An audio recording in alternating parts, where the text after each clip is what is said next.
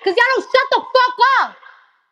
And it's the same fucking dumb, my own fucking fan base. The last time I got dragged was because my fucking fan base. I don't see nobody talking shit but my own fucking fan base. But y'all want to send me a fucking book just to talk shit on the fucking timeline. Did I confirm all this with a man? No. So why the fuck y'all keep talking? Leave me the fuck alone. The fuck? Shut the fuck up. Stupid ass motherfuckers. I'm about to fucking unfollow all of y'all because that's all I see. Y'all talking shit on my timeline. I'm searching my name. I'm trying to see anybody else talking shit. Nobody is talking shit but y'all. So shut the fuck up. All over my shit. Shut up. Y'all heard something out of my mouth? Did y'all heard that I'm back with a nigga out my mouth? No.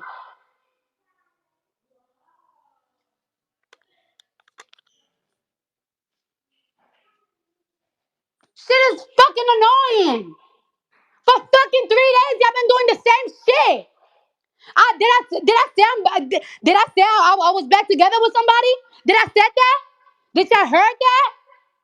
Did I say it? Did he say it? No. No, Ken Barbie texted me. No, tell me to calm down. I told you to tell him, leave me the fuck alone.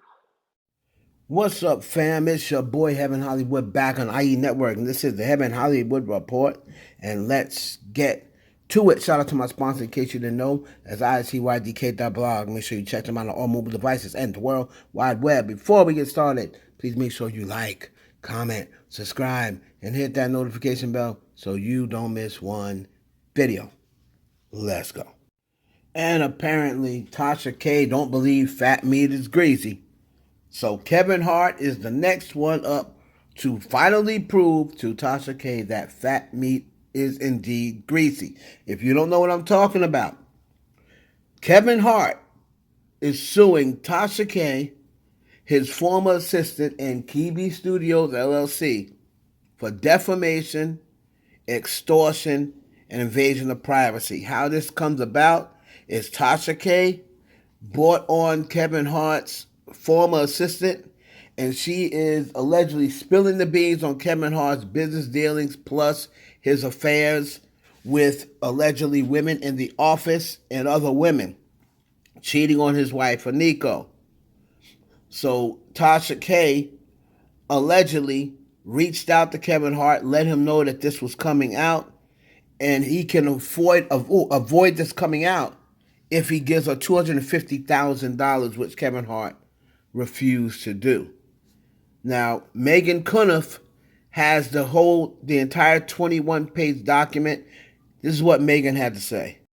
You guys, it's Meghann. I've got the full complaint the comedian Kevin Hart filed against Tasha K. It's a local case here in LA. It's a defamation case, but it's also an extortion case, and it's got some pretty crazy claims in there against Tasha K. This is about an interview that Tasha did with Kevin Hart's former personal assistant that actually went up on her YouTube channel just a few days ago on December 22nd.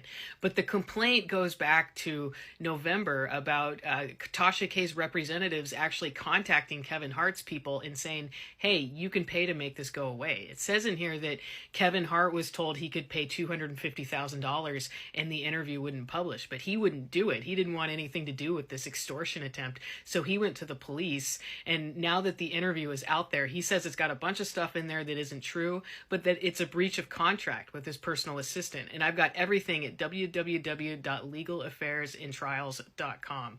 The full complaint. Check it out. Now, here's my take on the whole thing. Tasha K, allegedly Kevin Hart also sent her a cease and desist, which she probably did the same thing that she did with Cardi B's 3 cease and desists, wiped her ass with it, as she so-called said, because the cease and desist meant nothing. Also, the assistant is supposedly have been under an NDA, which she ignored, obviously. So we're going to see. I'm going to have more on this in my next video. We're going to see what happens, man, with Kevin Hart now suing Tasha K. Boy, Tasha K stay getting sued. Man, this is crazy. The fact that the Will Smith story And then this story, the fact that they all ended up at Tasha K lets me know that other credible outlets wanted nothing to do with the stories. And Tasha K was a last resort. So we'll keep you updated. Moving on to Nicki Minaj, Queen of Rap. F the club up. F the club up is predicted to get inside the top 20 on the Hot 100. This will be her first PF2, Pink Friday 2 entry into the Hot 100, other than the pre-singles that were out. But this will be her first entry inside the top 200 since the release of the album. She surpassed also 59 million monthly listeners on Spotify for the second time in her career. The album is predicted to be at number 3 this week with about 68,000 copies sold in the third week, and it is now sold over 900,000 units. It is expected to be the quickest selling female rap album to 1 million this century, I believe they said. No, not the century. The quickest to 1 million ever, right? And I'm gonna assume that's in the streaming era because Lauryn Hill, I would suspect, got to 1 million quicker. But okay, so I got it. It's going to be the fastest since her own Pink Friday, the original, in 2010. So shout out to Nicki Minaj. Also, she spoke with Joe Budden, and she spoke about the song Barbie Dangerous, and very interesting take she had on it. She also went into how much it cost her. So let's take a listen to what Nicki had to say. And there's a few flips. There's a few flips on this project. All that shit sound expensive, too, by the way. Oh, you ain't don't wanna know what Mr. Busybone done that. Wait, I thought that was interpolated. No, it didn't matter. But I think that's fly. I think that's fly that you take notorious thugs and do that to it. And guess what? I think it's fly that we had people like that to inspire people like me who can now inspire other people, because that fucking music is timeless.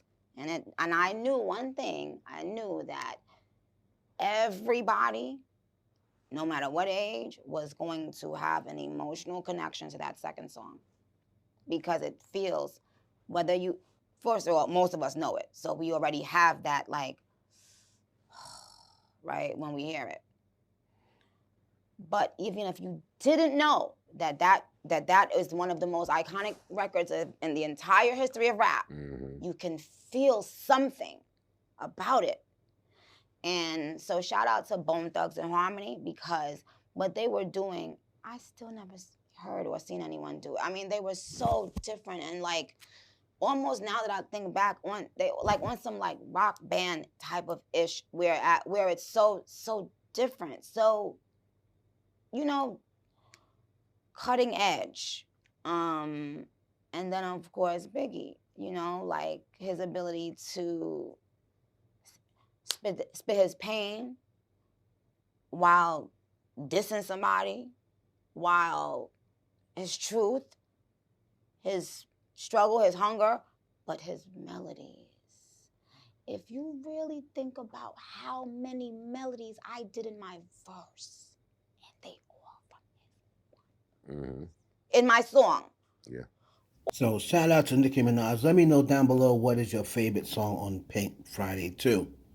Moving on to Trina, and she has responded to all the backlash of her saying that Beyonce is the queen of rap. Now, for the dusty, crusty, funky bees in the back, Beyonce is the queen of rap when she raps and all other genres of music. Now, stay mad, goofies. I said what I said, and there be gon' check me. And as I stated before, Trina has a right to her own opinion. Whether you agree with her opinion or not, it's something totally different. But I at least applaud her for standing on it. So many people start backtracking when they get a little backlash, but Trina is standing on the promises of God. And she says, I said what I said, B. So shout out to the baddest B, Trina. Now, let me get my take on Cardi B. Now, we know that Cardi B was frustrated with her fan base because she said that they were the only ones talking crap about her getting back with Offset. I guess because they saw her and Offset together for Christmas, and then there was a report that they was together in a store, or what have you, in the same store. So her fan base started saying, oh, you can't get back with Offset, this, that, and the third. I understand her going off about that, but this right here is what I had the issue with. This is from the book the girl, the Cardi B updates had made her this book that Cardi B was just online the other day praising, saying she loves her fan base. Look what they made for her. This girl said her feelings are actually hurt. I didn't sleep a wink last night. You know, I worked, you know, people saying we worked very hard on that book. She said, F your book. Person said, but we worked really hard on it. And she said, the S is getting burned. Here's my issue with the whole thing and my take on it. I understand like Cardi B being upset that people are in her personal business. You know, she never came back and said she was back with Offset. I'm sure if she gets back with Offset, she will announce it, just like how she announced she was calling off a divorce and announced that her and Offset was back together.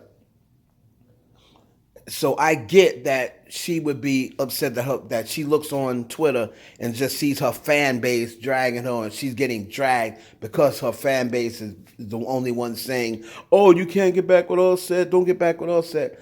I get all that. But they are still your fans. And people, you know, spend a lot of time and sometimes a lot of money, you know, supporting you, supporting celebrities, taking a lot of times out of the day, sometimes take weeks, days to put together the stuff that they put together online. And for you to say, oh, I'm going to burn it. Now, whether she's really going to burn it or not, that's kind of besides the point. I think this girl ended up deleting her account. You know, she may have came back. You know, she may come back and say, oh, I don't care, or what have you.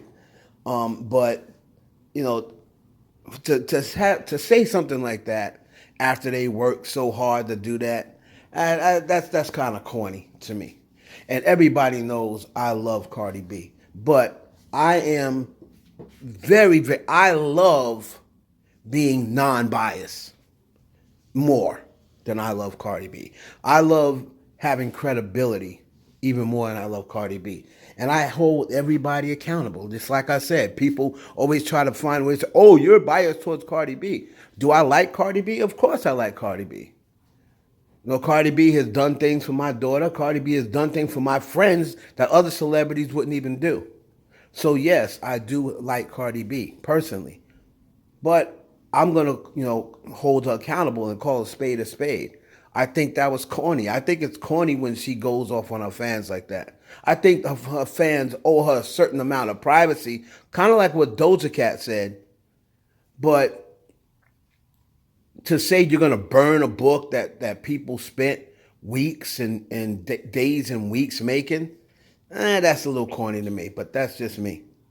Let me know down in the comments whether you feel as though it was justified for her going off on her fans the way she did, or do you think she went a little overboard? Like I said, she is owed a certain amount of privacy as far as, especially if she did not say she was back with Offset, and for her to keep seeing that, I know that probably pissed her off, but, you know, at a certain limit you should go. It's your boy Heaven Hollywood for the IE Network. Please like, comment, subscribe, and share the video with your friends.